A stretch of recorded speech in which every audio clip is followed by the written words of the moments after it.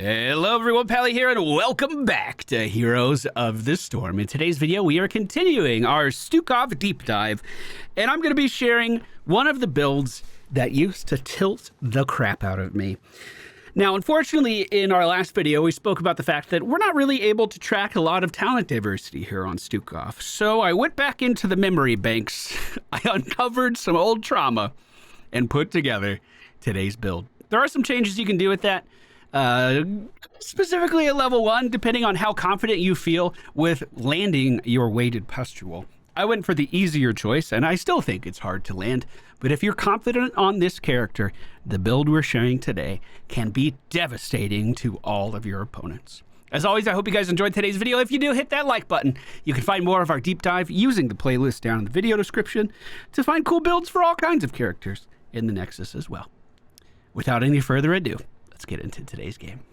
All right, ladies and gentlemen, we find ourselves on the Garden Terror map today. At level 1, we're going for Fated Touch. This changes our auto attack to, instead of being the hardest hitting melee at level 1, it changes it into a ranged attack. Now, it looks like we're losing a lot of... I thought that was a spin of friendship. It wasn't.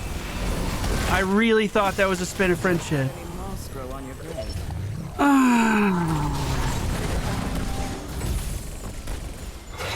Damn it.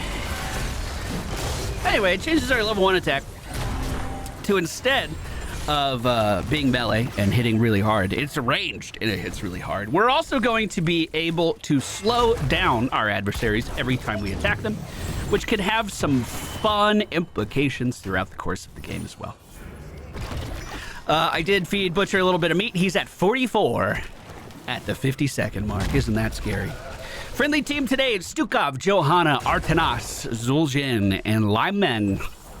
That felt weird. Never said that one before. The enemy team, Nova, the Butcher, Garrosh, Anduin, and Tracer. I have a build in mind for today. We might have to take... we could totally take deviations. We need to make sure we are reducing the Butcher's auto attack damage, so we can totally do that. Nova's looking for a snipe on me, and I don't want her to have it. Hey, Nova, look at this. Look at this. Hey, Nova, look at this. Hey, Nova. Hey, Nova. Basically, once I start attacking someone, if they're out of position, they're going to remain out of position for the rest of time. And that's not even landing my W on them and slowing them down even more. I mean, it just gets better as we go. Both teams are closing in on level 4 pretty fast. Now, it is important to mention that you can turn off your auto attack as well. So turn off the range portion. So if we're doing something like this and I need more damage, boom, we have more damage. And then we just hit press 1 again and turn it right back on when we're ready to team fight one more time. Enemy team's Butcher's up in the top lane. If we can get a kill on that, that would be huge. There's a massive swap into the towers. Big-ass orbs coming in from Lee Big. And the Butcher drops some meat on the ground. We are going to get biotic armor just because they do, in fact, have a Butcher and a Tracer. I talked about biotic armor extensively in the previous episode, but it's basically one of the best forms of block in the entire game because it doesn't have charges, it has a duration, and you can even up the amount of armor that you're giving to your allies just by pressing your trait. The enemy team not on the objective just yet, instead taking the mercenary camp right next to it. Tracer is present. I'm going to drop a silence underneath these guys here and then just back up a little bit. Johanna is going to get rooted because she allowed it to happen. I hope we can get a blind coming my way. I don't think it matters. The Butcher has claimed my life again.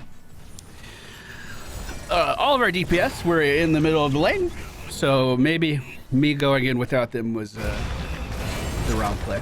Maybe I could take some ownership of that. The enemy team is going to start off with the first objective of the match. Artanas thrown out, but I kind of think it's what he wanted as the chase continues on Garrosh. If that root from Anduin did not land right when it did. Uh-oh. Uh-oh. Uh-oh. Uh-oh. I'm on the way. I don't think I can stop that, though. Uh-oh. Let's put a heal on our Li Ming really. Whoa, shit! God, that was almost really bad. Dude, that felt like divine intervention that I arrived right when I did. Good Lord! Next objective is going to be up at the top of the map. Enemy team is technically a level ahead of us. a talent tier ahead of us. I win this all day, and I'm not even kidding. You fucked up. Come back.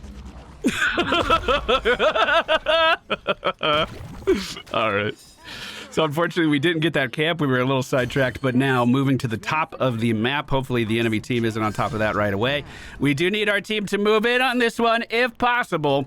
I'm going to get growing infestation still. It allows our E ability to expand and cover a much wider area. Like this. Garrosh is heading for me, and he found me. I do have my heal rolling, and I can detonate that as well if we need to. Unfortunately, I think the Butcher might still be able to get me, but he did not reset one of his auto attacks. I got very lucky there. I was in range to silence him again, and I should have just dropped it once I was safe on the other side of the wall. Garrosh is overextended and taken down. Let's get the healing pathogen bouncing in between these guys as quick as we can. Okay, so the point of this build solely relies on our level 13. And I'm going to be honest with you, we were looking at, over the course of like the last 6 or 7 patches, Stukov just does not have any gameplay variants. Everyone's playing it with the same boring healing build. Not that it's boring, not that it's bad, but there's just no deviation in talents, basically at all. And I had to, basically for this build, I went back into the memory banks and I was like, when Stukov's really pissed me off, what were they doing? And it was this setup. Maybe aside from the level 1 at the start, this is kind of preference for me. I like the ranged auto attack. But this talent at level 13, detonating weighted pustule on an enemy whose inside lurking arm is going to root them. So you already have them slowed, you already have them silenced, and now you're rooting them as well. It can be insanely disruptive, especially depending on who you get it on. Objective is coming up pretty fast. Butcher is in the middle of the map right now. Now, one thing I do need to do, my starting level 1 quest is... I am going to take Billing Swipe this game, too. My level 1 talent is a quest, so it is important that I am doing it. She's dead. Beautifully done. Silence now as they are pushing forwards. Garrosh can't leave. Oh, I guess he can be gripped out. I'm going to try to interrupt Nova. We did it just fine. Weighted Pustule is out yet again. Real Nova is at the top of the screen, and she's looking at me. We're going to put a silence where she's walking. Oh, there it is! Blind, blind, blind, blind, blind! No! Yes! Butcher with the silence is out. I landed in a Pustule, and now he can't leave. Great turnaround, team. We have 1 tribute to the enemy team's 2. We are 1 level ahead as they just picked up ultimates. Now, my favorite ult, as I've spoken about, is the straight line shove, but I went for the flailing swipe this game. To be honest, I don't know how many Stukov videos we're going to do in the deep dive if he doesn't have a shit ton of talent diversity. And I kind of just wanted to make sure I showed off the other ultimate. I absolutely think this is a game where you could get away with the massive shove, especially for the Butcher. When the Butcher picks a target and he's like, I'm gonna eat. You just literally shove him away, and then he wasted his entire kit on 1 person for nothing. And it's so satisfying, and I absolutely think that was a viable choice here.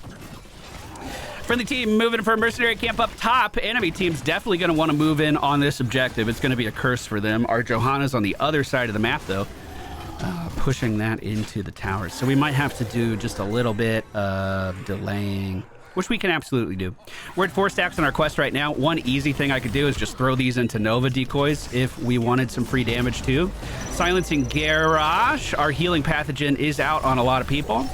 I'm going to wait for the Butcher charge here before I use my ultimate. If I use my ultimate, my team is fucking thriving right now. Weighted Pustule is out. Didn't land. Silence on the Butcher. Woo! That was pretty clean, boys. Good lord. Okay, moving for the objective now. Only Tracer is alive at the moment. I'll try to let you get aggro. And then... whoop. So this is it.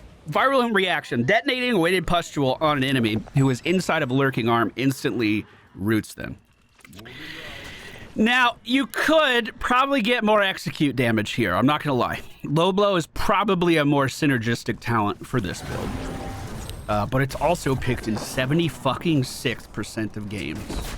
There's literally no talent diversity for this fucking character anymore. So this is how it works. You land the pustule, and then you detonate it with your trait, and then we just did that much damage to a Nova that was at full fucking health. Isn't that ridiculous?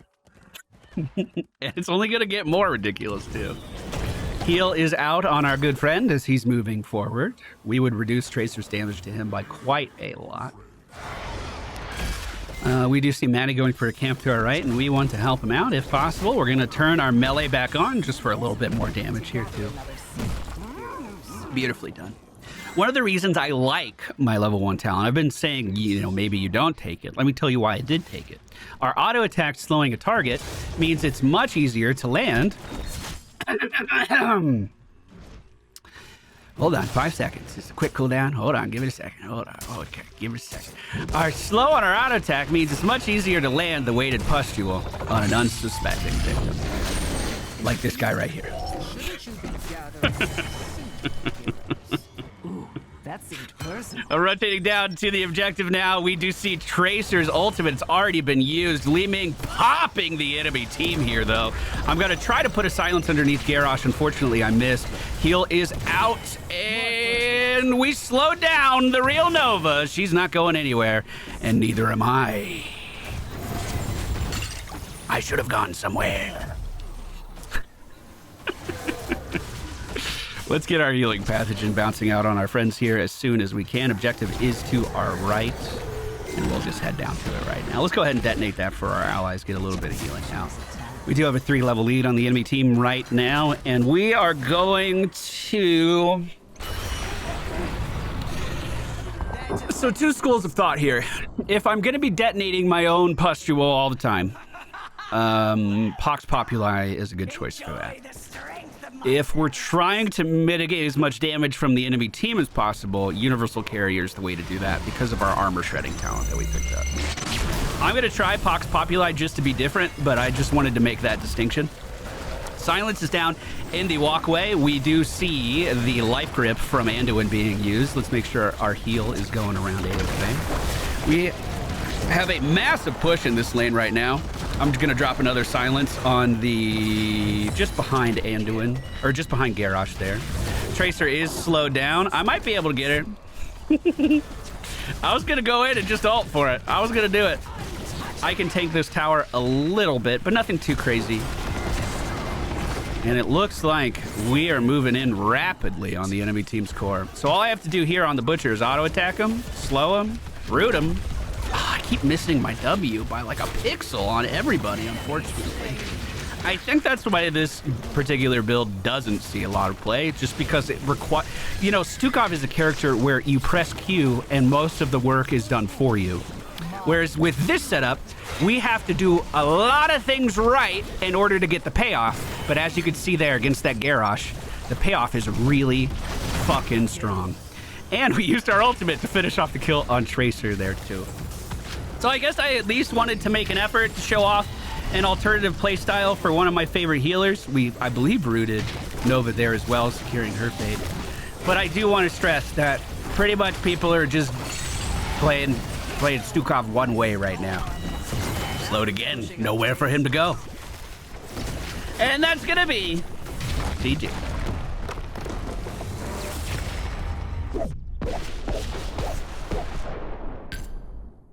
23 seconds, that's it. I guess it was a quick game. Yeah, I guess it was a quick game. Talents we're good for in today's game are the Fetid Touch. I do think you could swap out for the Execute at level 1 and have great results as well. This makes, for me, landing the W easier to do. Once you finish this quest, it just allows you to throw out way more weighted pustules as well. So it is worth focusing on. I didn't focus on it too much. Then we went for Biotic Armor to counter the enemy's team comp. We have huge auto attacker, and potential auto attacker. So I thought it would get good value there. Growing Infestation into Flailing Swipe, the teamfight ult, Virulent Reaction. Pox Popular, eyes peeled for more adventures in the next.